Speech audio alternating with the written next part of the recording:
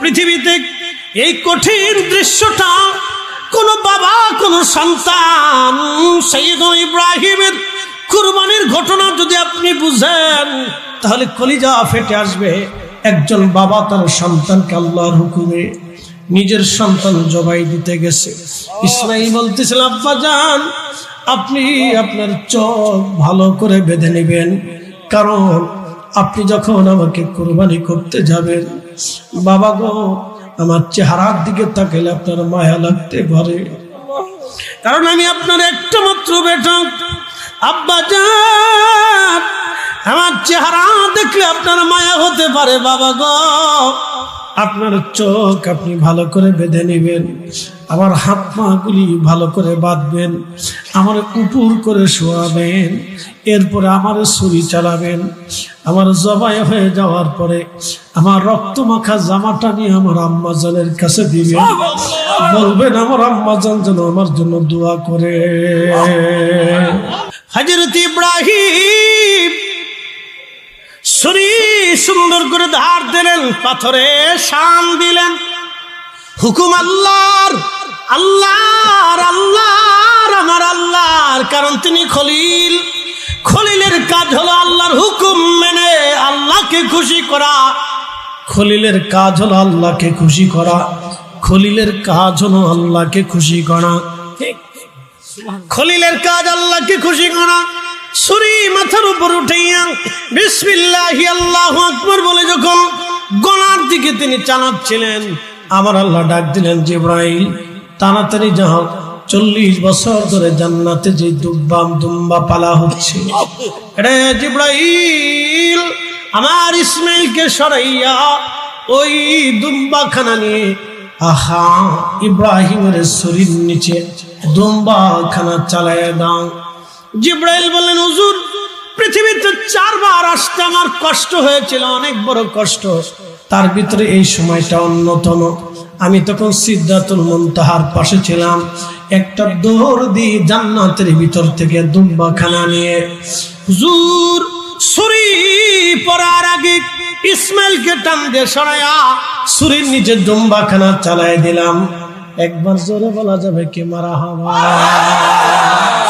উনি বলেন কুরবানি হবে কার জন্য? কার জন্য? কার জন্য? কিন্তু কুরবানি হয় এখন ফ্রিজের জন্য, কুরবানি আল্লাহর জন্য হয় না।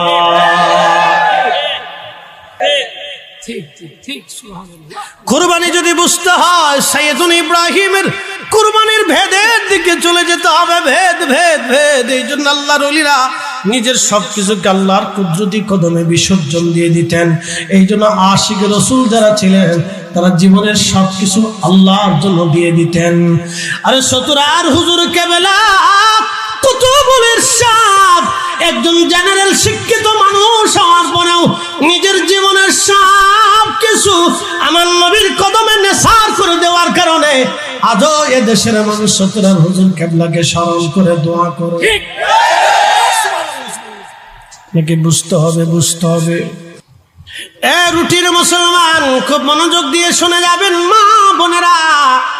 সাইয়েদনা ইব্রাহিম আলাইহিস সালাম আল্লাহকে খুশি করার জন্য নিজের সন্তানকে কুরবানি করার জন্য মিনার মাঠে নিয়ে গেলেন। কুরবানিতে একেবারে সন্তানকে শোয়ে হাত পা গুলি বেঁধে নিজের চক্ষু বেঁধে আল্লাহর হুকুম মানার জন্য তিনি ছুরি চালাই দিলেন। উনি হচ্ছেন আল্লাহর খলিল, আর আমাদের নবী হলো আল্লাহর মেহবুব। বলে ফরিদ হুজুর মেহবুব কি? মেহবুব বোঝানোর জন্য এখন চলে যাই। আমার নবীজির মন বেজার, মন বেজার, মন বেজার। বলে কেন বেজার? সাহাবীরা এসে বলেন, ইয়া রাসূলুল্লাহ আমাদের হায়াত কম, আমাদের নেকি কম। আমরা শুনছি আগের জমানার উম্মতেরা দীর্ঘদিন পর্যন্ত তারা বেঁচে থাকতো, কারো 800 বছর, কারো 600 বছর, কারো 500 বছর ধরে দুনিয়াতে হায়াত পাইতো। 500 বছর ধরে তারা রোজা রাখতো, সারা রাত আল্লাহর ইবাদত করত, সারাদিন আল্লাহর জিহাদের ময়দানে কাটায় দিত। ওগো নবীজি, নবী গো, আজ আমরা হায়াত আমাদের কম, নেকি আমাদের কম, কিয়ামতের ময়দানে আমরা সবার পিছে পড়ে যাব, আমরা লজ্জিত হয়ে যাব। আমার নবীর মন বেজার। কথা তো সত্য। আহা, কিয়ামতের ময়দানে আমার উম্মতের কি হবে, উম্মতের কি হবে, উম্মতের কি হবে। আপনি একটু বুঝেন, আমার নবী উম্মতের চিন্তা আর আমার আল্লাহ তার হাবিবের চিন্তা। আল্লাহ বন্ধুর পাগল, বন্ধু উম্মতের পাগল, আর আমরা হইছি দুনিয়ার পাগল। আল্লাহ বন্ধুর পাগল, বন্ধুর আশিক। আল্লাহ তার বন্ধুরে মেহবুব বানাইলো। মনোযোগ দেন, বন্ধুর মন বেজার হয়ে গেল, মন ভালো না, মন ভালো না, মন বেজার, মন বেজার।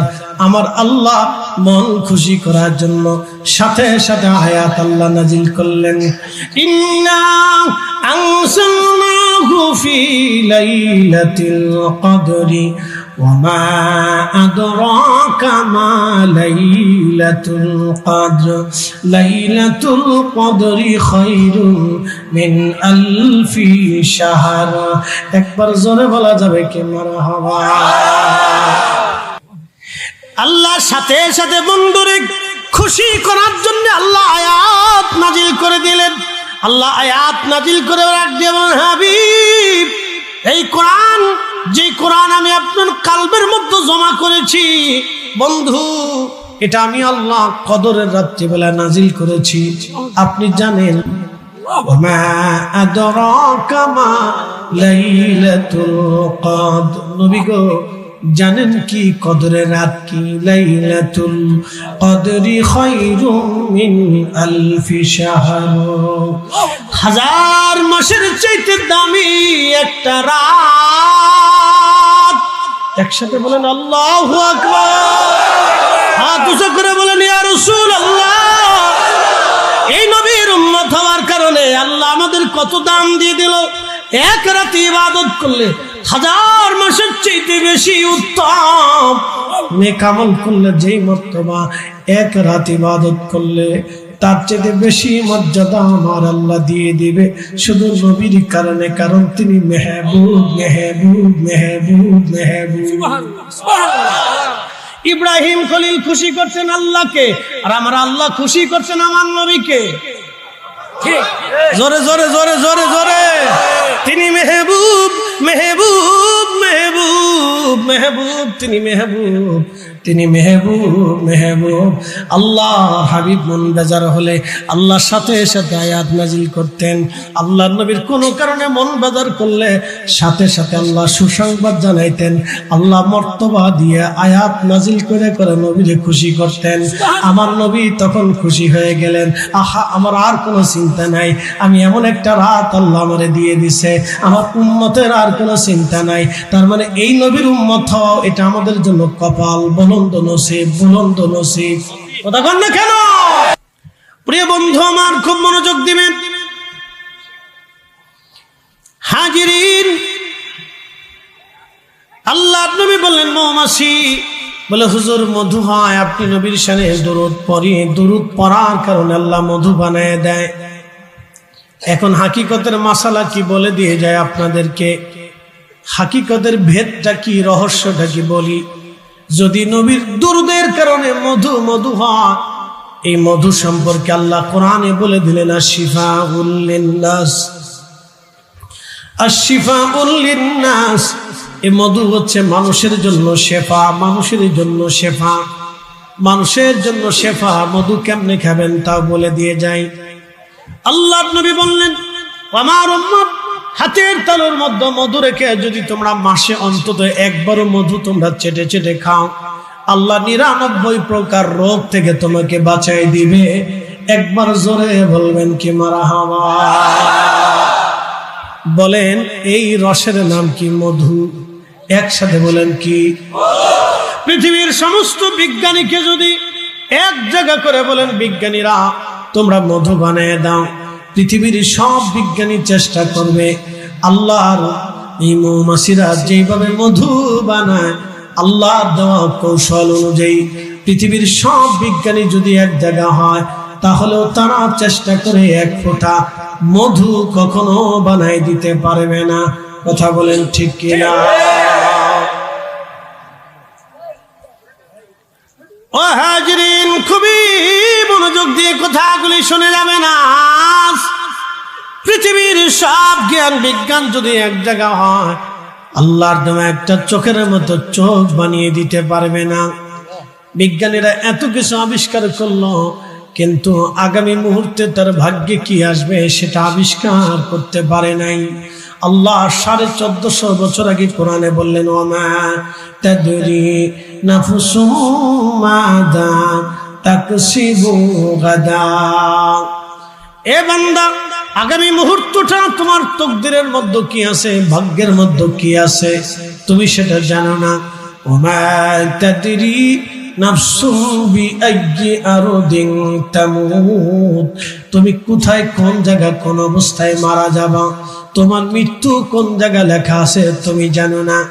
বন্ধু, প্রেসিডেন্ট পুতিন কোথায় মারা যাবে সে জানে না, প্রেসিডেন্ট ট্রাম্প কোথায় মারা যাবে সে জানে না, প্রেসিডেন্ট শি জিনপিং কোথায় মারা যাবে সে জানে না। এই সৌদির বাদশা কোথায়, কোন জায়গা, কখন মারা যাবে কেউ জানে না। আপনি কোথায়, কখন, কোন জায়গা মারা যাবেন আপনি জানেন না। আমাদের জীবন অনির্দিষ্ট, অনিশ্চয়তার একটা জীবন। আহা, এই জীবন নিয়ে আমাদের কত বাহানা, কত কারাকারি, মারামারি, লাফালাফি, কত খুন খারাপি, অন্যায় অশ্লীল, যারা ডাকাতি করে, অন্যায় করে মানুষের সম্পদ কেড়ে নিয়ে যায়। আহা, মানুষের মারে ধরে সম্পদ কেড়ে নিয়ে চলে গেল। ওরা বুঝে না আগামীর জন্য কবর নিশ্চিত হয়ে আছে, কোথায় কোন জায়গা সে মারা যাবে সেও জানে না। অন্যের সম্পদ গুলি যে সে ডাকাতি করে, রাহাজানি করে, অন্যায় করে, জোর করে নিয়ে গেল, এই সম্পদের জন্য কিয়ামতের ময়দানে সে আল্লাহর সামনে দাঁড়ায় যাবে। ও বান্দা, আল্লাহর বিরুদ্ধে মামলা করবি, আর সে আমার সম্পদ জোর করে হনন করেছিল, আমার রব বলবে ফায়সালা মিটায় দাও। সেই দিন সে কি করে ফায়সালা মিটাবে? এই জন্য আল্লাহর নবী বলেন, উম্মত, আমার উম্মতদেরকে কবরে নামানোর আগে আমার উম্মতের ঋণ তোমরা মওকুফ করাও। আপনি যখন মারা যাবেন, এটা চির সত্য। আজ আমি যদি মারা যাই, আমার স্ত্রী কাঁদবে, আহা আমার স্বামী যদি বেঁচে থাকতো আমার চিন্তা ছিল না, আমি আমার বাচ্চা কাচ্চা নিয়ে আমার উপায় কি হবে, আমার স্ত্রী কাঁদবে, আমার উপায় কি হবে, তার নিজের উপায়ের চিন্তা নিয়ে কাঁদবে। বাচ্চারা হয়তো কাঁদবে, বাবা বেঁচে থাকলে আমাদের জন্য অনেক কিছু করতেন, বাবা আজকে নেই, আমাদের কি হবে। কিন্তু কেউ চিন্তা করবেন আল্লাহর বান্দার ঋণ আছে, মানুষের কাছে সে ঋণী হয়ে গেছে, তার কত ঋণ আছে, তার ঋণগুলি মওকুফ করাও, তার ঋণ পরিশোধ করে কবরে নামাও। দুনিয়ার কারো ঋণ দিয়ে তার কবরে নামাইও না।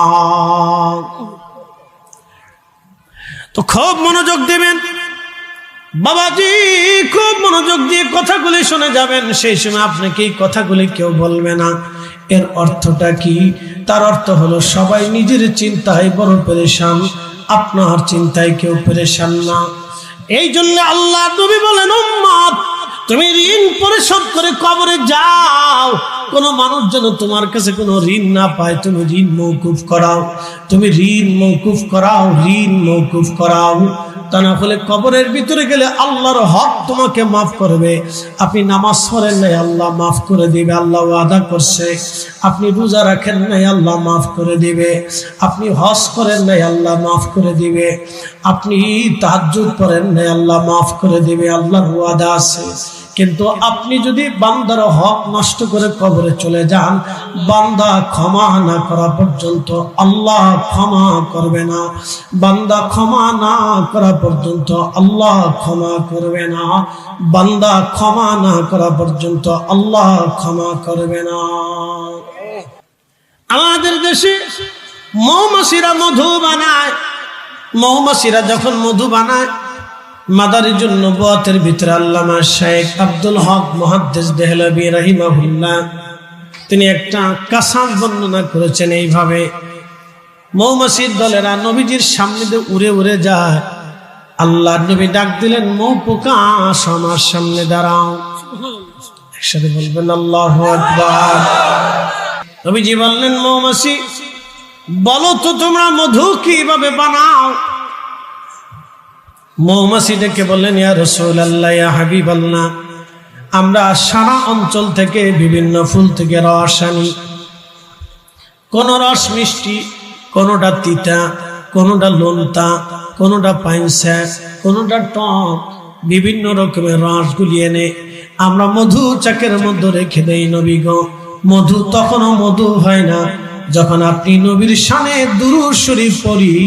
আমার আল্লাহ দুরূদের কারণে ওই সব ফুলের রসগুলিকে একত্রিত করে আমার রব আমার আল্লাহ চাকের মধ্যে মধু বানায়া দেয়। আমাদের শরীরে মাছি বসে কিনা? কেন বসে বলেন?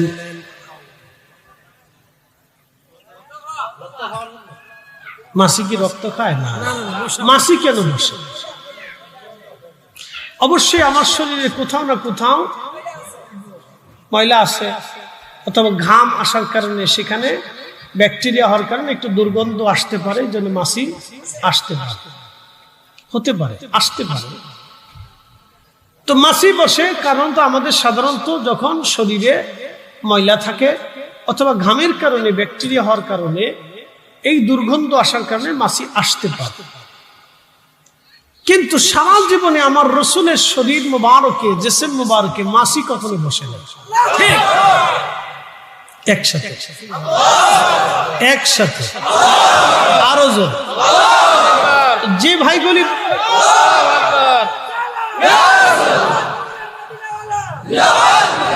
তো আমাদের যে ভাইগুলি বলল যে রসুল আমাদের মতো, তাহলে আমি তার সাথে একমত হতে পারবো? সম্ভব হবে? তাহলে বোঝা গেল সে ভুলের মধ্যে আছে। আমার ওই ভাইকে ভুল থেকে বের করে নিয়ে আসতে কথা, ঠিক আছে না ভাই? গাইলিয়ে আনবো রাগ করে, ফিটাইয়া, মারামারি করে না, মহাব্বত দিয়ে, ভালোবাসা দিয়ে আসতে হবে। এই জন্য গালিগালাজ করেন, উদউ ইলা সাবিলি রাব্বিকা বিল হিকমাতি ওয়াল মাউঈদাতিল হাসানা। আল্লাহ বলেন আমি আল্লাহর দিকে তোমরা মানুষদেরকে ডাকো উত্তম শব্দমালা দিয়ে, হিকমতপূর্ণ কথা, বাক্য, কার্যকলাপ দিয়ে ডাকো। এই হিকমতের কারণে আমরা সুন্নিরা পিছিয়ে পড়ছি, বাতিলরা আগায় গেছে। কথা ঠিক আছে কিনা? হিকমতের কারণে আমরা পিছিয়ে পড়ে গেছি, আমরা হিকমতের জন্য পিছিয়ে পড়ে গেছি। তো খুব মনোযোগ দিবেন হাজিরিন। আমাদের শরীরে মশা বসে কিনা? মশা বসে। আচ্ছা, আপনি এখানে যারা ডাক্তার আছে তারা জানবেন মানব শরীরের বিভিন্ন, মানুষের শরীরে বিভিন্ন রক্তের গ্রুপ আছে। আচ্ছা ঠিক আছে, ওই ঘুরে ফিরে একই কথা আমার। খুব মনোযোগ দেবেন, খুব মনোযোগ দিবেন। তো মশা রক্ত না, ঠিক আছে, অসুবিধা নেই। মশা রক্ত পান করে। আমার দিকে তাকাবেন, দেখেন আল্লাহর সায়েন্স, আল্লাহ কত বড় বিজ্ঞানী, আল্লাহ কত বড় কুদরতওয়ালা। আপনি একটু বোঝার চেষ্টা করেন যে মশা রক্ত পান করে। তা আপনার শরীরে কি রক্ত? যেমন আমারটা এবি পজিটিভ, বলে দিই, এটা সাধারণত পাওয়া খুব কষ্ট। এবি পজিটিভ এটা খুব মানে দুর্লভ রক্ত, খুব সহজে পাওয়া যায় না। তো এবি পজিটিভ, তা আমার মশায় কামড়ায় বেশি। আমি বাসায় ফিরলে মশা খুব ঘিরে ধরে। তো মশায় যখন বেশি কামড়ায় তখন আমার বাচ্চারা বলে যে বাবা মধু খায়, এই জন্য মশায় মধু খাইয়া বাবারে ধরে। তাই যে মাঝে মধ্যে মধু খাই, বাচ্চারা দেখে ওদেরকে খাওয়াই। মধু কেন খায়? মধুর ওয়াজ পরে করতেছে, মশারটা করে দিয়েছে। দেখেন আল্লাহ কত বড় কুদরতওয়ালা। এই যে মশা, আমার যে মশা গ্রুপ, আমার যে বি পজিটিভ, এই মশা আছে, সে ৪৫ কিলোমিটার দূর থেকে এসেও আমার কামড়াবে। ওর নাকে কোনো ল্যাব লাগে না, কোনো পরীক্ষা নিরীক্ষা যন্ত্রপাতি কিচ্ছু লাগে না। মশার নাকে আল্লাহ চোখে এমন এক রাডার স্থাপন করে দিলেন, আপনার যদি এ পজিটিভ হয়, বি পজিটিভ হয়, এ নেগেটিভ হয় বা ও নেগেটিভ হয়, যে রক্তই আপনার হোক না কেন, সেই রক্তের মশা যেখান থেকে হোক উড়ে এসে আপনারে কামড়াবে। অন্য কোনো পজিটিভ রক্ত মশা ধরবে না।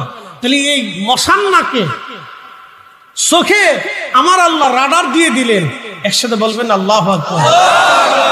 মশা যদি ৪৫ কিলোমিটার দূর থেকে রক্তের ঘ্রাণ পায়, তাহলে রাসূল করিম সাল্লাল্লাহু আলাইহি ওয়াসাল্লাম তিনি तमाम সৃষ্টির ফাউন্ডেশন আল্লাহ তাকে এমন এক মহা সুপ্রিম পাওয়ার দিয়েছেন, মদিনাতুল মুনাওয়ারা বসে तमाम সৃষ্টি দেখার ক্ষমতা আমার রাসূল রাখেন। ঠিক এই ছোট কথাটা আমরা মানুষদেরকে বুঝাইতে অক্ষম হচ্ছি। অনেক ভাইরা বুঝতে চেষ্টা করে, বলে এটা কি করে সম্ভব। আমি একটা ওয়াজ করেছি, হুজুর গাউসে পাক রাহিমাহুল্লাহর এক মুরিদ ইমাম মোল্লা আলী কারি মক্কি হানাফি আর নুজহাতুল খাওয়াতিরের মধ্যে তার কারামত লিখছে যে সে 70 বার জানা করবে। তো হুজুর গাউসে পাক রাহিমাহুল্লাহ মুরাকাবা লৌহ মাহফুজ দেখে বললেন, ইয়া রব, আমার মুরিদ সে জাহান্নামে চলে যাবে গুনাহ করে, আল্লাহ তুমি তার হেফাজত করো। তো আল্লাহ রাব্বুল আলামিন তাকে বাঁচাইলেন, কিন্তু বাঁচানোর পদ্ধতিটা হলো তারে আল্লাহ একই রাতে 70 বার স্বপ্ন দোষ দিল। আল্লাহু আকবার। এখন অনেক ভাইরা বলতেছে এটা কি করে হয়? একটা মানুষের 70 বার কি করে স্বপ্ন দোষ এক রাতে হতে পারে? তো এখন আমি প্রশ্ন করি, এটা তো অলির কারামত, আল্লাহর কুদরত। কারামতে আর কুদরতে কোনো কেন শব্দ নাই। কারামত আর কুদরতি মানে আশ্চর্য, এটা অলৌকিক। নবী সুলাইমান আলাইহিস সালামের 1000 স্ত্রী ছিল, এরকম বেটা তামাম দুনিয়াতে একজন আসেনি। কত হাজার স্ত্রী? জোরে বলেন, জোরে বলেন। তাহলে 1000 স্ত্রীকে একজন পুরুষ কিভাবে নিয়ন্ত্রণ করে আপনি বলেন, বলে দেন। আপনি একটা লড়াইতে দিন চলে গেল গা, বাপরে বাপ, ঠেলার ছোটে তাই বাসেন না। বাজারের ডাইন বাম হইলে, খাওয়ানে কমতি হইলে, কাপড় কম দামি হইলে, আলতা শুলু কম হয়ে গেলে, তৈলি মনে করেন যে জ্বালাতনের তো কোনো শেষ নেই। কি কথা কন না কেন? ওনার 1000 স্ত্রী, সহিহ বুখারীতে আসছে ওনার জীবনীতে এক রাতে তিনি 100 স্ত্রীর সাথে সময় দিতেন। কোন হাদিস আসছে 70 জন স্ত্রীর সাথে সময় দিতেন। বলেন, আপনি ঘন্টা মিলান তো, ঘড়ির ঘন্টা মিলান, ঘন্টা মিলে আপনি আমার হিসাব করে দেন। এই জন্য নবীদের মুজিজা, এটার কোনো কেন কোনো প্রশ্ন উত্তর হবে না। ওলিদের কারামত কিভাবে কোনো প্রশ্ন হবে না। আল্লাহর কুদরত কিভাবে কোনো প্রশ্ন হবে না। কুদরত তো কুদরত, কারামত তো কারামত, মুজিজা তো মুজিজা। কথা বল না কেন? এখন আমি ভাইদেরকে কেমনে বুঝাবো, কেমনে বুঝাইতাম? এক রাতে 70 বার স্বপ্ন দোষ কিভাবে সম্ভব? তো কিভাবে সম্ভব আপনি আল্লাহর জিজ্ঞান। সুলাইমান আলাইহিস সালাম এক রাতে 70 জন স্ত্রীর সাথে সময় কেমনে দিলেন? তো আল্লাহকে জিজ্ঞেস করেন, আপনি আল্লাহকে জিজ্ঞেস করেন। হযরতে শাহজালাল ইয়ামানি মুজাররিদি জায়নামাজ বিছে নদী কেমনে পার হইলেন? ওটা আল্লাহকে জিজ্ঞেস করেন। খাজা বাবা আজমেরি আনা সাগরের পানি একটা লুটার ভিতরে কিভাবে ভরেছিলেন? ওটা আল্লাহকে জিজ্ঞেস করেন। আমি কিভাবে সম্ভব, আমি উত্তর কিভাবে দিব? কি কথা ঠিক আছে না ভাই? তো পৃথিবীতে এক একজনের বুঝ এক এক রকম, এক একজনের বুঝ এক এক রকম। এই জন্য সবাইরে বুঝাইয়া একমতে আনা এটা খুব দুষ্কর, তারপরেও চেষ্টা করতে হবে। অ্যাটেনশন, আমার দিকে তাকান। আমি কোন ধর্মকে কটাক্ষ করতেছি না, বুঝার জন্য বলতেছি। ভারতের নাগা সাধু কুম্ভ মেলা হয়, ভারতের কুম্ভ মেলা নাগা সাধু আসে, লক্ষ লক্ষ সাধু, তারা উলঙ্গ থাকে। এই আমার দিকে তাকান, অ্যাটেনশন। লক্ষ লক্ষ সাধু কি থাকে? একসাথে বলেন, উলঙ্গ। জোরে বলেন, কি থাকে? উলঙ্গ। নারীরা সাধুর সামনে যায় মাথা নত করে পড়ে থাকে। আচ্ছা বলেন তো, লক্ষ লক্ষ নারী পুরুষ ওই উলঙ্গ সাধু দেখতেছে, তারা উলঙ্গ থাকে, ল্যাংটা থাকে। আচ্ছা বলেন, লক্ষ লক্ষ ল্যাংটা সাধু ল্যাংটা থাকে, নারীরা তাদের সামনে দিয়ে যায়, তারা বসে থাকে, নারীরা তাদের সামনে সেজদা দেয়। বলেন, আপনি বলেন তো, এই লোকদেরকে আমরা কখনো বুঝাইয়া লা ইলাহা ইল্লাল্লাহ মুহাম্মাদুর রাসূলুল্লাহ সাল্লাল্লাহু আলাইহি ওয়াসাল্লাম এই পতাকার নিচে আমরা তাদেরকে আনতে পারি নাই? যদিও জানে যে এই ল্যাংটা উলঙ্গপনা এই পৃথিবীতে এই আধুনিক জমানাতে এটা অসমীচীন, এটা যদিও সামাজিক কোনো কর্মকাণ্ড না, তারপরেও মানুষ তাদেরকে আমরা বুঝাই আল্লাহর পথে আনতে পারি না। তো সবাই যে একমতে আসবে তা কিন্তু না। কথা ঠিক আছে না? সবাই যে সুন্নি হবে তা কিন্তু না, সবাই হুজুর গাউসে পাককে মেনে নেবে তাও কিন্তু না। যে মানবে সে ভাগ্যবান, যে বুঝবে সে ভাগ্যবান, যে কবুল করবে সে ভাগ্যবান, যে আহলে সুন্নাত ওয়াল জামাতের কাতারে আসবে সে ভাগ্যবান। সবাই আসবে, আমাদের দাওয়াতের কাজ চালাই দিতে। কথা ঠিক আছে না? আমরা যারা আসছি আমাদের বুলন্দ নসিব, এখানে সবাই আসতে পারবে? আল্লাহ যাকে কবুল করছে সে আসছে। এটা বুলন্দ নসিব, বুলন্দ নসিব। শাহ জালালি আমিনী মুজাররিদিরে সবাই পাইছে, ওই জমানায় ওনাকে যারা পেয়েছিল তাদের বুলন্দ নসিব। খাজা বাবা আজমিরিকে সবাই পেয়েছে না, ওই জমানায় যারা পেয়েছিল তাদের বুলন্দ নসিব। আমার রসুলকে কি সবাই পেয়েছে? না। সোয়া লক্ষ সাহাবী আমার রসুলের দর্শে বসেছিল, সোয়া লক্ষ সাহাবীর জিন্দেগি বুলন্দ হয়ে গেল শুধু নবীর সহবতে থাকার কারণে। কথা বলেন ঠিক না?